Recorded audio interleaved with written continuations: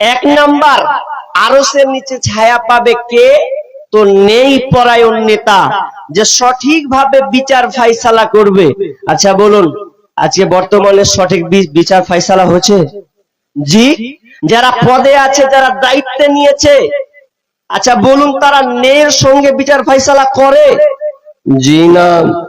নবীজি আফসোস করে গেছেন, আফসোস করেছেন এই জামানার ব্যাপারে, যে ন্যায় পরায়ণ তো দূরের কথা, যেই নেতাগুলো বর্তমানে এখন আমাদের আছে হাদিসের সঙ্গে হুবাহুব মিল আছে। বিষ্ণু বলেছেন, ওয়াসাদাল কাবিলাতা ফাসিকুহুম ওয়া কানা যাঈমুল কওমি আরদালাহুম ওয়া উকরিমার রাজুলু মাখাফাতা শাররি। এক কথায় আমি আপনাকে গুটিয়ে দিয়েছি এটাই, যে যারা বর্তমানে যারা নেতা হবে, বিশ্বনবী এই কিয়ামতের আলামতের ব্যাপারে নেতাদেরকে টেনে ধরে এনেছেন। কারণ নেতারা কেমন হবে? নিচু পর্যায়ের ফাসিক লোক, লম্পট লোক, সুদারু, বাটপার, বেঈমান, এই ধরনের লোকেরা দেশের দায়িত্ব নেবে, সমাজের দায়িত্ব তারা চালাবে। আর ওরা যখন পদ পাবে, বিশ্বনবী আফসোস করে গেছেন দুই শ্রেণী লোকের মধ্যে। ওই দুই শ্রেণী আল্লাহ রাসূল দেখেননি, তার মধ্যে একটা হলো নিজের গরু নিজের মতন চাবুক থাকবে, নিজের নেই চাবুক থাকবে, আর ওই দিয়ে মানুষকে প্রহার করবে, মারবে। আজকে বিচার ফাইসালা গুলো অবাক লাগে, যার কোনো দোষ নাই তাকে দোষী বানিয়ে তার উপরে ফাইন মারা হয়, দোষী বানিয়ে তাকে জেলে ভরা হয়, বিভিন্ন জায়গায় তাকে অপমান করা হয়। অথচ বিশ্বনবী যখন তিনি মক্কা বিজয় করলেন, মক্কা যখন তার হাতে চলে আসলো, এমন সময় ইসলাম প্রচার যখন শুরু হয়ে গেল, ইতিমধ্যে কিছুদিন মধ্যে এমন একটা ঘটনা ঘটে গেল, যেই ঘটনা আপনার কি নাম একটা ঘটনাকে, যে কুরাইশ বংশের একজন নারী একজন মেয়ে চুরি করেছে, আর চুরি করে তার শাস্তি হবে। তারা জানতেন যদি কেউ চুরি করে আর চুরি করার পর যদি ধরা পড়ে, তার হাতটাকে কেটে ফেলতে হবে। এখন তো অবস্থা খারাপ, এত বড় উচ্চ বংশীয় কুরাইশ বংশ, এত মর্যাদার একটা বংশ, আমাদের চুলকানি লেগে গেছে, এখন কি করা যায়? মান সম্মানের তো ব্যাপার আছে। এই জন্য তিনি কি করলেন? কেউ বলার সাহস পাচ্ছে না, নবীর কাছে কে যাবে, কে বলবে আর যে বিচারটাকে একটু অন্যদিকে ঘুরিয়ে দেওয়া যায় কিনা, কাউকে না পেয়ে তারা একটা কাজ করলো কি, একজন ছোট অল্প বয়সের ছেলে, কাকে? তো উসামা বিন জায়েদকে তারা চয়েস করলো। কারণ উসামা বিন জায়েদকে আল্লাহ রাসূল কতটা ভালোবাসতেন, খুবই ভালোবাসতেন। উসামা বিন জায়েদকে বললেন, উসামা তুমি যাও, বিশ্বনবীকে তুমি এটা বলো, তোমার দ্বারা এটা সম্ভব হবে। শেষমেশ উসামা বিন জায়েদ তিনি আল্লাহ রাসূলের কাছে গেলেন, যাওয়ার পর বলছেন, ইয়া রাসূলুল্লাহ আমি এসেছি ফাতেমার ব্যাপারে, কারণ ওই বংশের নাম, ওই যে মেয়েটা চুরি করেছিল ওর নাম হলো ফাতেমা, তো ফাতেমার ব্যাপারে এসেছে। কি হলো? বলছে একটু বিচারটা কি অন্যদিকে ঘোরানো যায় না?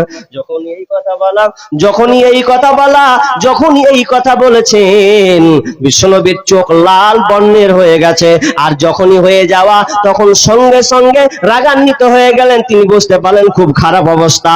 এমন সময় লোকে জমায়েত করলেন, দাঁড়িয়ে গেলেন, দাঁড়িয়ে গিয়ে তিনি ভাষণ দিলেন, কিছু কথা বললেন। বলতে বলতে তিনি বললেন, ও আমার এলাকাবাসী তোমরা শোনো, তোমরা আমাকে দিয়েছো উসামা বিন সাইদের মাধ্যমে শেখায়ার একটা সুবিচার, কিন্তু না কোরআনের বিপক্ষে তো যাওয়া যায় না, তোমরা এটা করতে, এটা কখনোই সম্ভব হতে পারে না, বরং কোরআন বলেছে তার হাতকে কেটে নিতে হবে, অতএব হাত কাটতে হবে। শোনো, তোমরা বলেছো ফাতেমার কথা, আরে ওই ফাতেমা যদি আমার নিজের মেয়ে হতো, আমার কলিজার টুকরা কন্যা নিজের ফাতেমাও যদি হতো, তাহলে আমি কি করতাম? লাউকানা বিনতে ফাতেমা, আমার মেয়ে যদি হতো নিজের মেয়ে, তবু আমি আমার মেয়ের হাতকে আমি কেটে দিতাম। এরই নাম হলো সুবিচার। শোনা যাবে না? আমার নিজের, আমার বংশের এটা দেখার দরকার নাই, কারণ আল্লাহ সুবহানাহু ওয়া তাআলা বলছেন, ওয়াইদা হাকামতুম বাইনান নাসি আন তাহকুমু বিল আদল, যখন তোমরা বিচার ফায়সালা করবে, ন্যায়ের সঙ্গে বিচার ফায়সালা করবে। নিজের বলে বাঁচিয়ে নিব, এটা চলবে না। জি, তাহলে নেই পরায়ণ নেতা হতে হবে। সময় নাই তো, আর 10 মিনিট নিব, কিছুক্ষণ কালেকশন করব, ঘড়ি দেখছি আর চালাচ্ছি। তো একটা হলো, দ্বিতীয় নম্বর কি,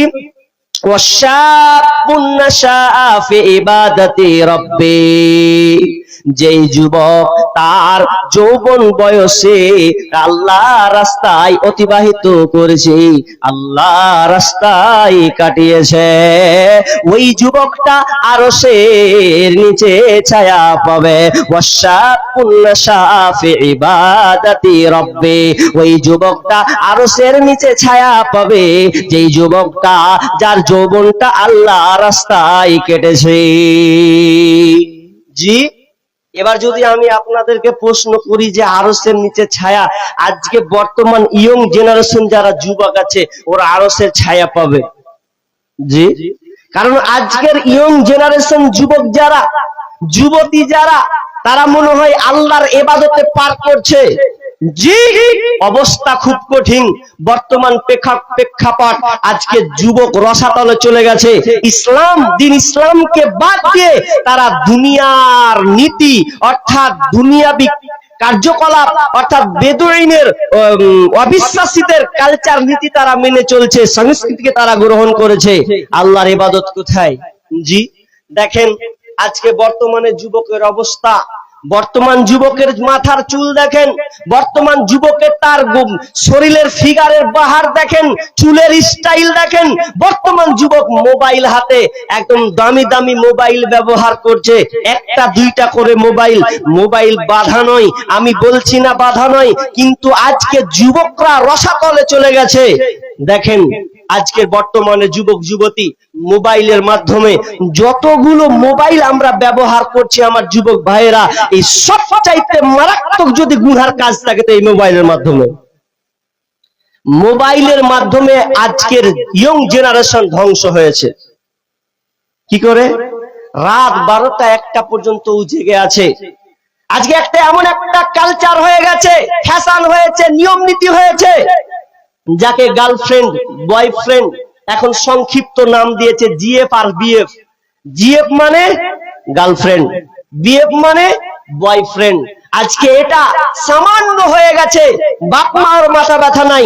যুবক বলো, তোমার এই হালাতে তুমি কি করে তোমার এই যৌবন সময়টাকে যে নষ্ট করছো, তোমার কি মনে হয় যে আমি আরশের নিচে ছায়া পাবো নেব?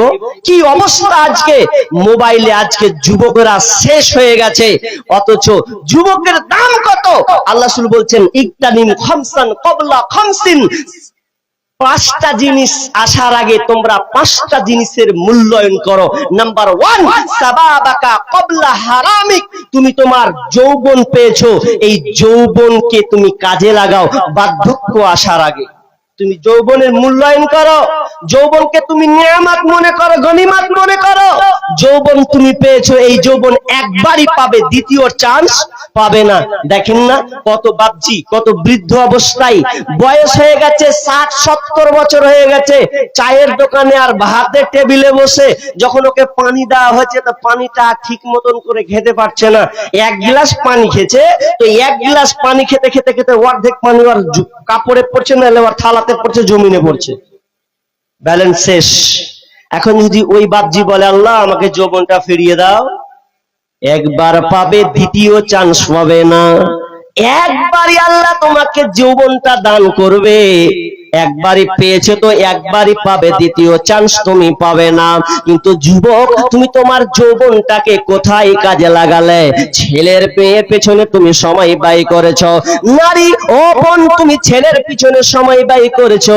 স্কুল গেলে কলেজ গেলে একা ভালো লাগে না, তুমি সঙ্গী আবার চয়ন করো। তোমার সঙ্গী কে মেয়ে ছেলে লাই, তোমার সঙ্গী বয়ফ্রেন্ড হয়েছে, তোমার সঙ্গীকে তো গার্লফ্রেন্ড হয়েছে।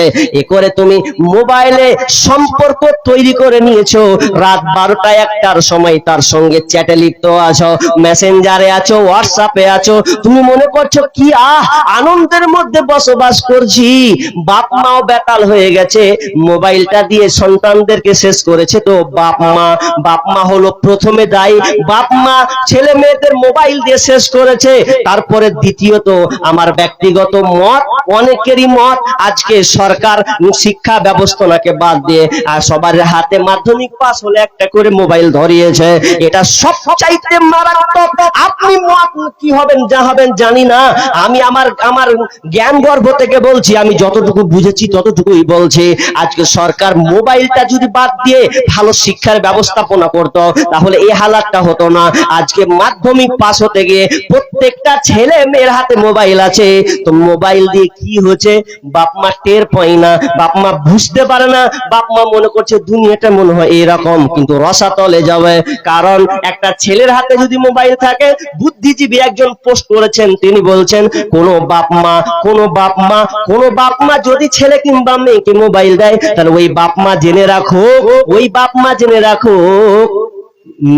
জেনে রাখো ওই মেয়ের জন্য পর পুরুষের জায়গা করে দিয়েছে।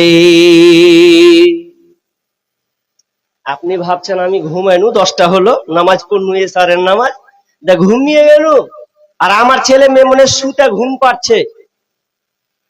তুমি ভালো করে তালাশ লাও, তোমার মেয়ের হাতে যদি মোবাইল আছে, ও ঘুমায়নি, 11টা 12টা পর্যন্ত জেগে আছে। কি কারণ দিনের বেলায় অপেক্ষমান থাকে কখন রাত হবে আর কখন আমার কাজ শুরু হবে। রাত 12টার পরে যখন সকলে ঘুমায়া রয়, যুবক যুবতী তখন প্রেমের কথা কয়। রাত 12টার পরে যখন সকলে ঘুমায়া রয়, যুবক যুবতী তখন ফোনে কথা কয়। আরে মোবাইল হাতে পাইয়া বর্তমানের নারী লেখাপড়া ছাইরা দিছে, মরার প্রেমে পড়ি। সারাটা দিন চিন্তায় থাকে, সারাটা দিন চিন্তায় থাকে, রাত কখন গভীর হয়, যুবক যুবতী তখন মনের কথা কয়। যুবক বয়সটা শেষ। যুবক তোমাকে একটা কথা বলি, যদি তুমি আল্লাহর আরশের ছায়া নিতে চাও, ও বোন, তুমি যদি আরশের ছায়া পেতে চাও, তাহলে তোমাকে এখন থেকে প্রতিজ্ঞাবদ্ধ হতে হবে। আজ থেকে তোমাকে সিদ্ধান্ত নিতে হবে, আমি আর কোন ছেলের নাম্বার রাখলাম না। ও ভাই, তোমাকে বলে, বন্ধু তোমাকে বলে, আজ থেকে আমি কোন মেয়ের মোবাইল নাম্বার রাখলাম না, তার সঙ্গে আমার কোনো সম্পর্ক থাকবে না। কেন আমার এই যৌবনটা খুবই গুরুত্বপূর্ণ। কারণ বিষ্ণু বলছেন লা তাজুলু কদাম ইবনি আদম ইয়াউমাল কিয়ামাতি মিন ইনদি রাব্বিহি হাত্তা ইসআলা আন খামসিন। বিষ্ণু বলছেন আল্লাহ সুবহানাহু ওয়া তাআলা বিচারের ময়দানে কোন আদম সন্তানের পা এক বিন্দু নড়াচড়া করতে পারবেন না যতক্ষণ না তারা এই 5টার প্রশ্নের সম্মুখীন না হবে। নাম্বার 1, 1 নাম্বার আন উমুরিহি ফিমা আফনাহু, তার জীবনটাকে সে কিভাবে চালিয়েছে। 50 বছর জিন্দেগি পেয়েছে, 60 বছর পেয়েছে, হিসাব দাও। তারপরে কোনো কথা 1 নাম্বার প্রশ্ন করা হবে আন উমুরিহি ফিমা আফনাহু। নাম্বার 2 ওয়ান সাবাবিহি ফিমা আবলাহু, তুমি তোমার যৌবনটাকে কেমন করে পার করেছো, কোথায় কাটিয়েছো, কিভাবে কাটিয়েছো, আজকে হিসাবটা তুমি বুঝিয়ে দাও। হিসাব যতক্ষণ না বুঝাবে রে, ততক্ষণ পর্যন্ত তোমার কদম, তোমার পা নড়াচড়া করার কোনো সুযোগ থাকবে না। দাও হিসাব। যৌবন পেয়েছো, যৌবন বয়সে খুব মাস্তানি দেখিয়ে দিয়েছো, আরে কে আসবি আই। এই যৌবন ওই কাজের লেগে লাই, অহংকার, তাকাব্বুর, পয়সা আর আপনার স্টাইলের বহর আর মেয়েদের পিছনে তোমার আড্ডাবাজি, এই জিনিসটা তোমাকে বুঝিয়ে দিতে হবে কেমন করে তুমি পার করেছো। বোন সচেতন হও, ভাই সচেতন হও, বেঁচে থাকার চেষ্টা করো, মোবাইলকে ব্যবহার করো, কিন্তু মোবাইলকে কন্ট্রোল করো। কেন মোবাইল এমন হয়ে গেছে, মোবাইলকে তুমি চালাবে, মোবাইল এখন তোমাকে চালাচ্ছে। এখন এমন অবস্থা হয়ে গেছে, মোবাইল আমি চালাবো কি, মনে হয় মোবাইল আমাকে ঘুরিয়ে চালাচ্ছে, এমন অবস্থা হয়নি? এমন আজকে বর্তমান অবস্থা হয়ে গেছে। আমি লম্বা করব না, আর কিছুক্ষণ কি 2 নাম্বার কি ওয়াশাবুন নাশা ফি ইবাদাতি রাব্বি, নাম্বার 3 ওয়ারাজুলুন কলবুহু মুআল্লাকুন ফিল মাসাজিদ, নাম্বার 3 নাম্বার হচ্ছে যে লোকটা, যেই যুবকটা যার সম্পর্কটা মসজিদের সঙ্গে সবসময় লেগে আছে। আসর জোহর পড়লো, কখন আসর হবে আমি নামাজ পড়বো, আসর পড়লাম মাগরিব কখন হবে আমি পড়বো, এই দিলটা সব সময় তার মসজিদের সাথে সম্পৃক্ত হয়ে আছে। বিষ্ণু বলছেন যার এই অন্তরটা সব সময় মসজিদের সাথে সম্পৃক্ত থাকবে, ওই লোকটা আরশের নিচে ছায়া পাবে।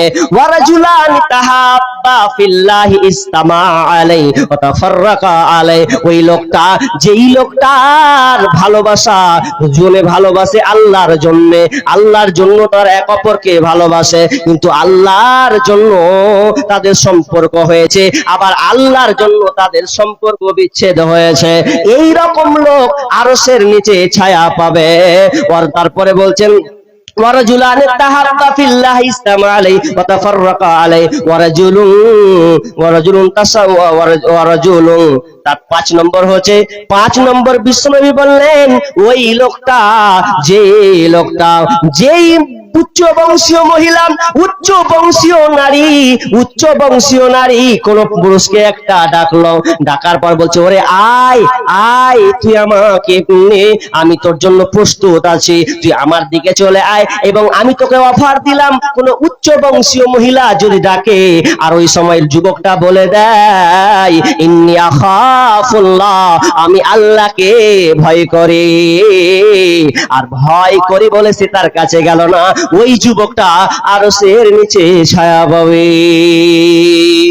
ওই যুবকটা আরশের নিচে ছায়া। কে? একটা মেয়ে বলছেন হ্যালো, আপনি সঙ্গে বলছেন নারীর গল্প, নারীর আওয়াজ, ফোন রাখ, রেখে দিলেন।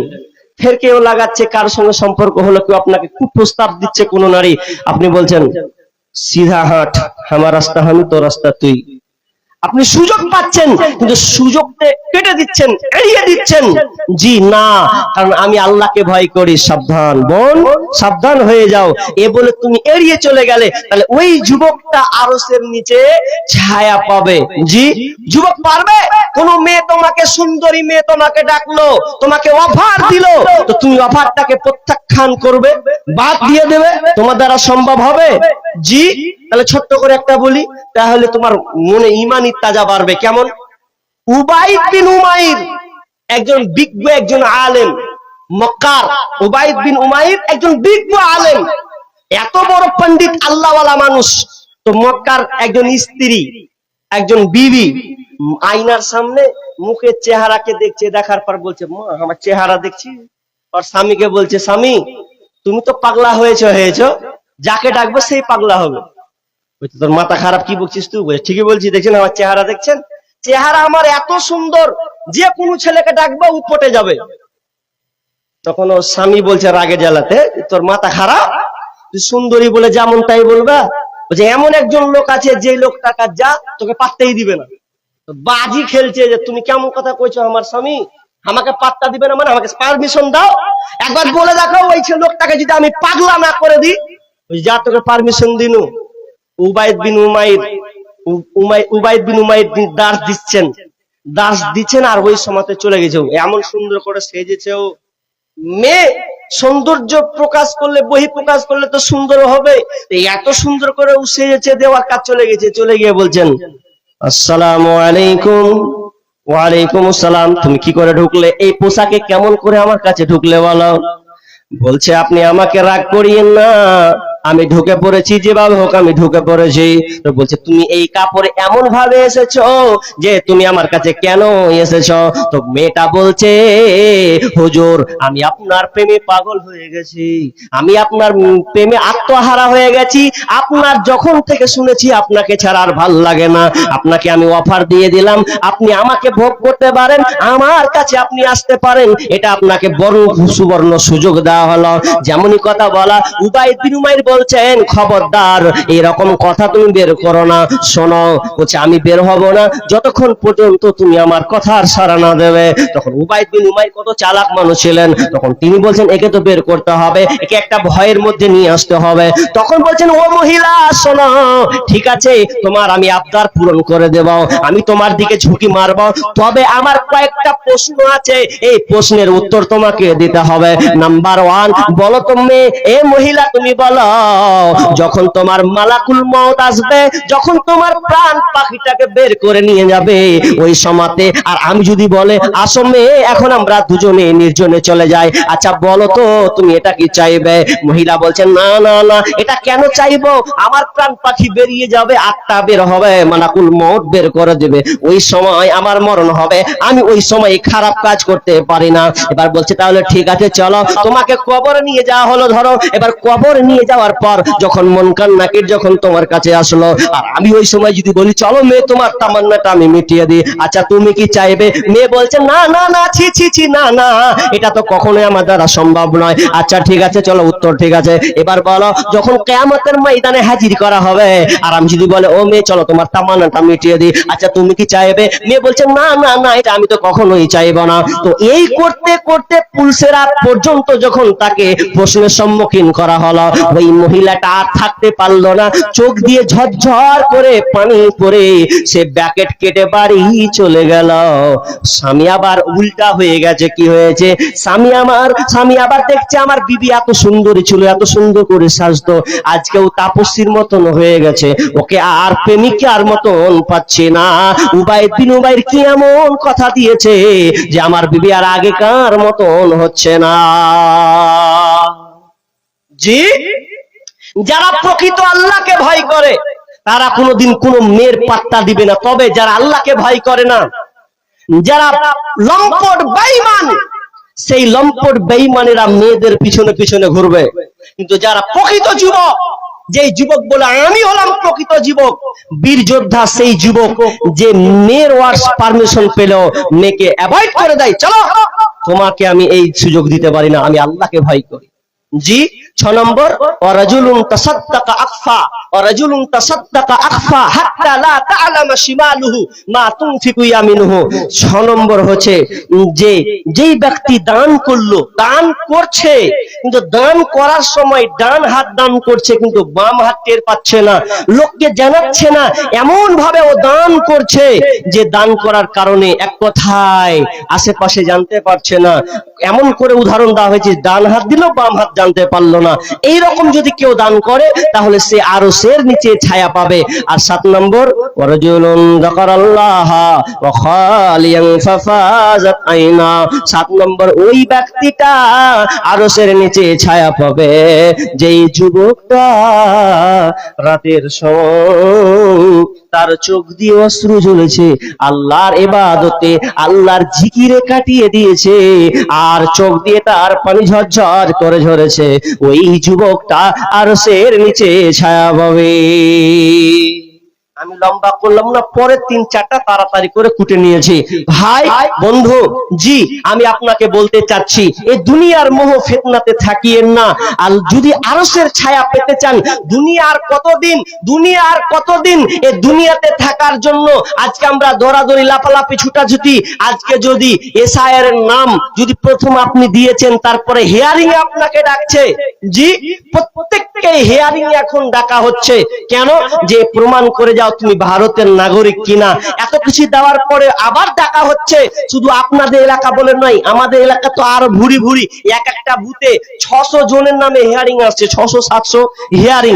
এসো তুমি বুঝিয়ে যাও তুমি ভারত না, কি দিয়ে বুঝাবো? ওই জন্য এখন সোশ্যাল মিডিয়া সব মানুষও খেপা পাগলা হয়ে গেছে, কইছে দাদার মাটির কবর লেছিলে, এবার তুই পাগলা খেপা পাগলা হয়ে গেছে, কি করবে?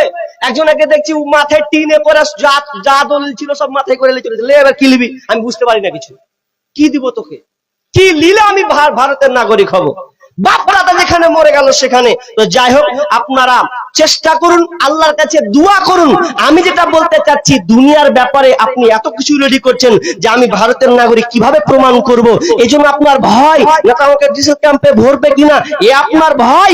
কিন্তু কবর বলে ভয় নাই, কিয়ামতের ময়দান বলে ভয় নাই, ওটাকে নিয়ে আগে ভাবুন। এটা তো 50-60 বছরের জিন্দেগি, আবাদান আবাদান আপনাকে থাকতে হবে, যেখানে রাস্তা নাই। এক লাশ যদি জাহান্নামে ঢুকে যান, রাস্তা খুব খাতারনাক, জাহান্নাম ভয়াবহ জায়গা।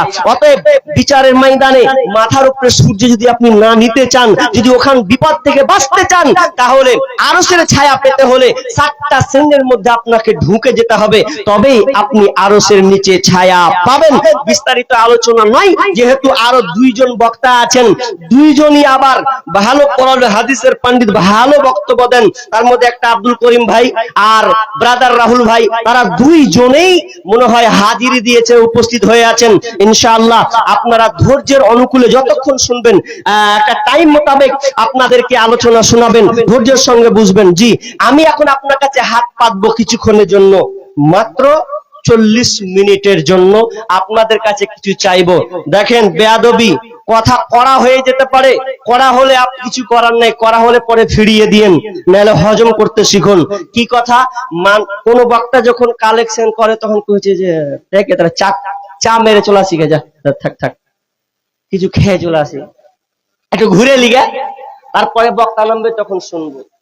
তাহলে এটা যদি আপনি রাখেন, তাহলে আমি কেন, আমার মতন যদি বড় বড় বাঘা আলেম এসে ওকে বলে, তাহলে কোনো কাজ হবে না। বিধায় আমি কিছুক্ষণ আলোচনা করেছি, যথেষ্ট আলোচনা করেছি, কিন্তু যেহেতু এটা মসজিদের উন্নতি কল্পে এটা জলসাটা, বিধায় আপনারা এলাকার বিভিন্ন পার্শ্ববর্তী এলাকা আর দূর থেকে এসেছেন, তো আপনারা চেষ্টা করবেন অন্তত কিছু দেওয়ার, আপনারা চেষ্টা করবেন। আমি বেশি পাবো নাকি জানি না, 10,000, 5,000, 2,000, 3,000, 1,000, যতটুকু সাধ্যে কুলাই। 10,000-এর দাতা আছেন কিনা তাও জানি না, তবে চেষ্টা করব। প্রথম নম্বরে কেউ যদি থাকেন যে আমি 10,000 টাকা দিয়ে এই প্রথম আমি শুরু করলাম, এই দানের ধারাটা আমি শুরু করলাম, একজন 10 বলেন, একজন 5 করে বলেন। দেখেন, সাহাবীদের বৈশিষ্ট্য ছিল কেমন, যে আল্লাহ রাসূল যখন দানের কথা বলতেন, বা যুদ্ধর ব্যাপারে, বা কোনো অভাব হলে, কোনো কিছুর প্রয়োজন হলে, বাইতুল মালের প্রয়োজন, তো তখন তিনি যখন চাইতেন, তখন সাহাবীদেরকে নিয়ে চাইতেন, তো সাহাবীরা কি করতেন, উঠে পালিয়ে যেতেন। মনে হয় না, উঠে পালাতেন না, ওনারা বসতে থাকতেন, না পারলেও বসে থাকতেন। মুখ দিয়ে তো আপনি এই দোয়াটা বলবেন যে আল্লাহ আমি অসহায়, আমি গরিব, আল্লাহ আমি পারবো না, তো আপনি আল্লাহ যে দিছে, আল্লাহ তুমি তাকে দেওয়ার তৌফিক দাও, আল্লাহ যেন আমিও দিতে পারি, তোমাকে তৌফিক দাও, এরকম একটা মুখ দিয়ে দোয়া করবেন। 5,000 টাকা কেউ আছেন, 10,000, প্রথম একটা লোক 10,000, 10,000, মসজিদের এলাকার লোক যারা আছেন, যারা কাছের লোক আছেন, চাষি মানুষ ভালো পর্যায়ে আছেন, মাস্টার আছেন এলাকার, জি, ডাক্তার আছেন, ব্যবসায়ী আছেন, ঠিকাদার আছেন, বলুন না এরকম লোক যে মসজিদের জন্য আপনি দিবেন। দেখেন, এতগুলো মাইকিং, এতগুলো খরচ, তারপরে মসজিদের উন্নতি কল্পে অনেক খরচা। আপনি ভাবছেন যে এটা সস্তা? জি না। বলুন, আল্লাহর জন্য কারো মা নেই, কারো বাবা নেই, যেই মা কবরে শুয়ে আছে, যেই মা কবরে শুয়ে আছে, বাবা কবরে শুয়ে আছে, কবরস্থান আমাকে মসজিদের বললে যে দুটাই, মানে কবর আবার মসজিদ, জীবনে এটা প্রথম আমার কাছে ঘটলো, কবর আর মসজিদ দুটাই তো নিয়াত করুন। আর এলাকার লোক, তারা তো আরো সুখবর, যে আপনার এলাকার কবরস্থান, তার মানে আপনাকে শুতে হবে, আপনি এলাকার মানুষ, তাহলে আপনাকে বেশি ভাবতে হবে যে কবরের দিকে যদি যাই, তাহলে তো আমাকে ওখানে ঘুমাতে হবে, মুর্শিদাবাদ থেকে আপনার কবরে নিতে আসবে না, তো আপনার বেশি হর, আর আপনারাও দিবেন, চেষ্টা করবেন। কিন্তু যারা এলাকার লোক, আমি তাদেরকে জোর করে বলছি যে আপনারা বেশি বেশি করে দান দেওয়ার চেষ্টা করবেন। জি, যেই বাড়িটা আপনি তৈরি করছেন, ওই বাড়িটা রং প্লাস্টার ছেলেদের জন্য, আপনার জন্য এত সুন্দর করে করছেন, 10 লাখ 20 লাখ টাকা, 5 লাখ 2 লাখ খরচা করে দিচ্ছেন, কিন্তু যেই কবরে আপনাকে রেখে আসা হবে, যেই কবরে আপনাকে শায়িত করা হবে, সেই কবরটা হলো সামান্য 3.5 হাত মাটি, ওটাই আপনার আসল ঘর। বিষ্ণু বলছেন ইয়াতবাউল মাইয়িতা সালাসা ফায়ারজিউ ইসনানি ওয়া ইয়াবকা মা'উ ওয়াহিদ। আল্লাহ রাসূল বলছেন মানুষ যখন মারা যায়, মানুষের সাথে মরে গেলে যখন তাকে কবরে রাখা হয়, তো তার সঙ্গে 3টা জিনিস যায়। কি 3টা জিনিস? ইয়াতবাউহু আহলুহু ওয়া মালুহু ওয়া আমালুহু। 3টা জিনিস যায়। ফায়ারজিউ আহলুহু ওয়া মালুহু, 2টা জিনিস ব্যাক আছে, আহাল এবং মাল। আহাল এবং মাল। আহাল মানে আপনার বাপ যাবে আপনার কপ মাটি দিতে, আপনার ভাই গেল, আপনার বন্ধু গেল, আপনার চাচা গেল, এরা সবাই আপনাকে মাটিতে যাবে।